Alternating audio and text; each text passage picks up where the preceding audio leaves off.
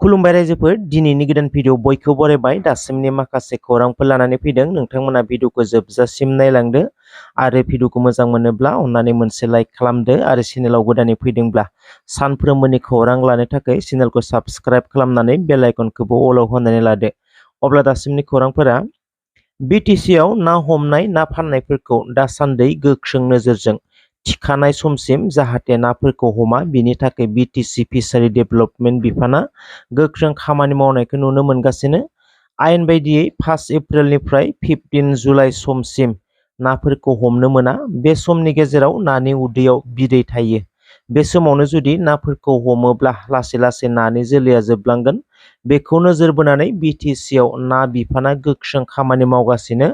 जेराव ना हमनाय खौरां मोनदों बेयाव थांनानै ना हमग्राफोरखौ मोजाङैनो बुजायहैदों आरो नाफोरखौ दैयाव हगारना होफिनदों आरो हाथाय बाजारफोरावबो थांनानै ना फानग्राफोरखौ बुजायहैदों।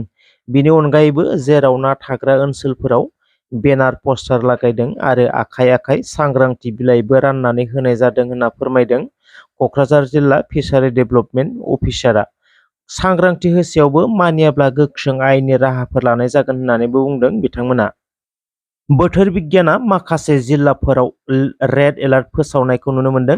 क'क्राझार, चिरां, बाक्सा, बरपेटा, गवालपारा जिल्लाफोराव रेड एलार्ट फोसावना होदों बोथोर बिगियाना। माखासे जिल्लाफोराव अरेन्ज एलार्टबो फोसावना होदों। बजालि, नलबारि, तामुलपुर, उदालगुरि, दरं बेफोर जिल्लाफोराव जिखुनु समावनो बोथोरा गिख्रंथाव महर लानो हागौ होनना सांग्रांथि होदों बोथोर बिगियाना। आसामनि सानजा फारसे थानाय जिल्लाफोराव दैबानानि गोहोम गोग्लैनाया गिख्रंथाव महर लानायखौ नुनो मोनदों।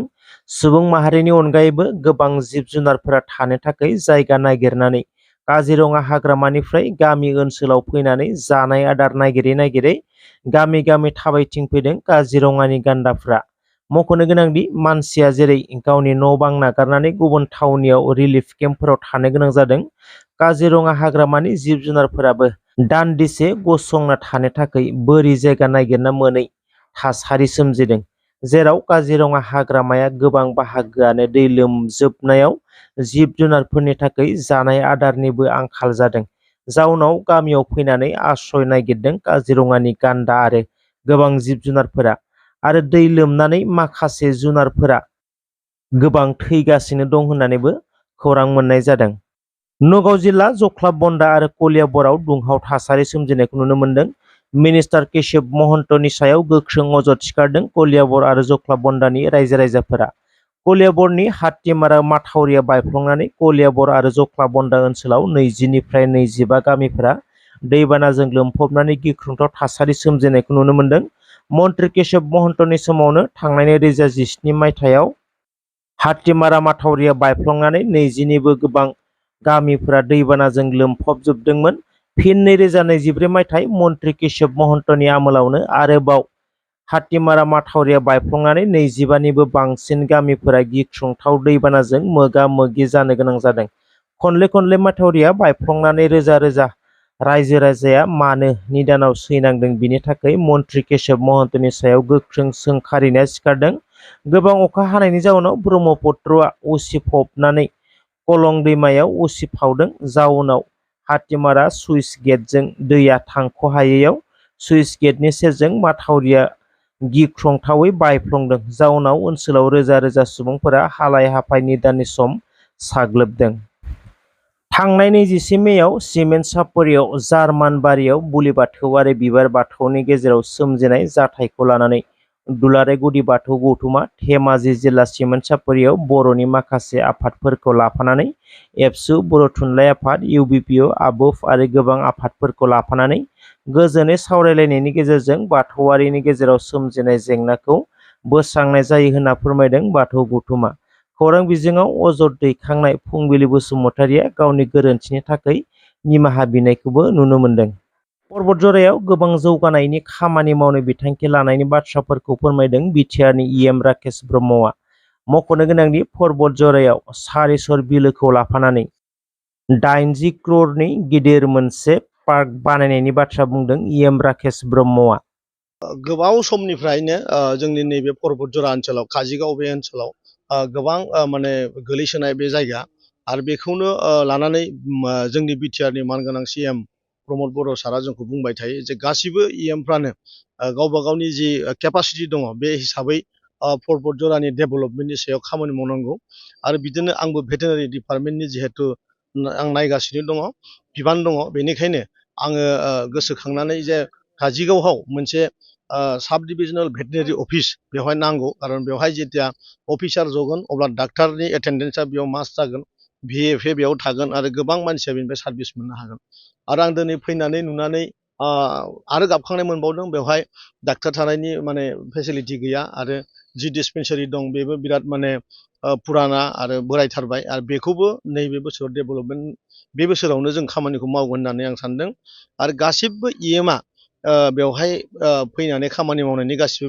रादाय होखानाय दङ आं मिथिगौ बेवहाय टेक्सटाइलनि मोनसे टेक्सटाइल इनस्टिटिउटबो मोनसे जानो थांगासिनो दं आं एक्जेक्टलि जायगाखौ बुंनो हाख'नाय नंलिया मुथुथे बिटिआरनि जि गोदान मोनसे सरखार बे सरखारा पर्बत जराखौ लाफानानै आगोलावहाय माने जोंनि बे बिटिआर हालामखौ जौगाखांनायनि खामानिखौ सिन्था खालामगासिनो आरो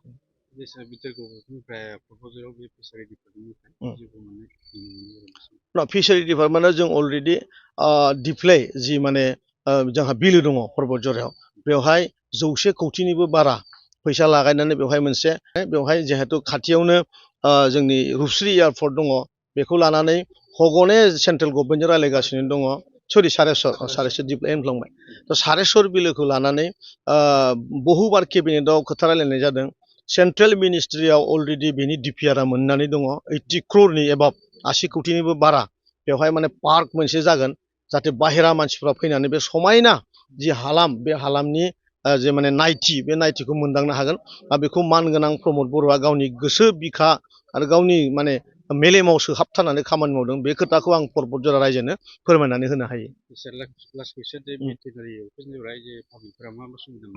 भेटेनारि डिपार्टमेन्टनिफ्राय मा सुबिदा मोनगोन होनबाथ' डाक्टारनि फेसिलिटि थायो बेवहाय भेक्सिन लानो हायो बेवहाय एवारनेस केम्पिं माजे माजे जायो काप रेलि जायो फिसा फिसा मोसौफोरखौ माबोरैहाय माने फेदेरनांगौ आरो दिनै बिटिआर सरकारा पिक मिशन मोनसे लन्च खालामदों दा बेफोरबो डाइरेक्ट भेटेनारि डिपार्टमेन्टजोंनो लोब्बा आरो सेनिटाइजेसन जेराव माने दा नैबे बेसिकलि बे दैज्लां समाव मोसौ बेमार जायो आथिङाव सबखा जाया होनबा मोसौआ गाराय जायो थ' बेनि भेक्सिनफोरखौ बेवहाय लानो हायो अमाया थैयैनि थाखाय आगोलावनो भेक्सिनेसन खालामना लानो हायो दा जों नुयो अमायाबो नैबे दैज्लां समावनो बांसिन माने बेमार जायो थ' बेफोरखौ आगोलाव भेक्सिन लाफैनांगौ आंथ' खावलायो जे दानि समाव जे लाइभलिहुड जि माने जोंनि बे ओनसोलनि बांसिन जोंहा जायफोर माने सेंग्राफोर दङ बेवहाय इनभल्भमेन्ट जानांगौ आरो बांसिननिफ्राय बांसिन दाउ अमा आरो मोसौ फिनायखौ मोनसे गावनिनो जिउआव मोनसे थांना थानायनि राहा लामा बानायना लानांगौ बेनो सबसे गोरलै आरो बेजोंहाय गावनि संसारखौ दालांनो गोरलैनो हायो आरो जोंनि भेटेनारि डिपार्टमेन्टआ बेवहाय जोबोद सांग्रां आजिखालि जोङो एम्बुलेन्स सार्भिसबो होदों भेटेनारि डिपार्टमेन्टनिफ्राय जेरै जों मानसिखौ एम्बुलेन्स होयो थ' बेवहायबो एम्बुलेन्स गंसे फैगोन बावैनो जिहेतु साब डिभिजन अफिसारा जबाय अफिस जाबाय बेवहाय गंसे एम्बुलेन्स बिराद नांगौ जाहैगोन माने अमाया बेमार जायोबा माबा जायोबा जोंनिफ्राय बेनिफ्राय थांनानै इमारजेन्सि जाहाथे सार्भिस होनो हायो बेफोर खामानिया सोलिगोन